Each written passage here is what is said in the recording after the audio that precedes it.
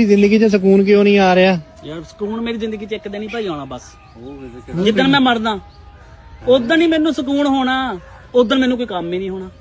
ਮੈਂ ਆਰਾਮ ਨਾਲ ਪਿਆ ਹੋਣਾ ਇੰਜ ਕਰਕੇ, ਨੱਕ 'ਚ ਰੂਹ ਗੂਠੇ ਬੰਨੇ ਹੋਏ।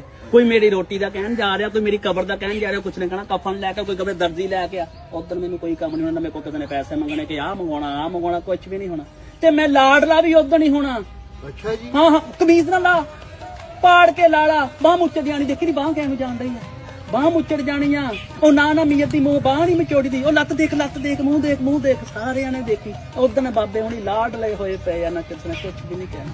ਉਹੀ ਘੰਟੇ ਇਕਲੇ ਬਸ। ਉਹ ਘੰਟਾ ਨਹੀਂ 4-5 ਘੰਟੇ ਉਦੋਂ ਸਕੂਨ ਦੇ ਵਿੱਚ ਹੋਣਾ। ਸਾਰ ਉਹ ਮੇਰਾ ਸਕੂਨ ਦਾ ਦਿਨ ਹੋਣਾ। ਦੁਨੀਆ ਤੇ ਆਖਰੀ ਦਿਨ ਹੋਣਾ, ਪਰ ਇਸ ਦੁਨੀਆ ਤੇ ਉਹ ਸਕੂਨ ਦਾ ਦਿਨ ਹੋਣਾ ਕਿ ਉਦੋਂ ਸਕੂਨ ਚ ਹੋਣਾ। ਫਿਕਰ ਹੀ ਕੋਈ ਨਹੀਂ। ਮੇਰੇ ਤੋਂ ਇਲਾਵਾ ਸਾਰੇ ਫਿਕਰ ਚ ਹੋਣੇ।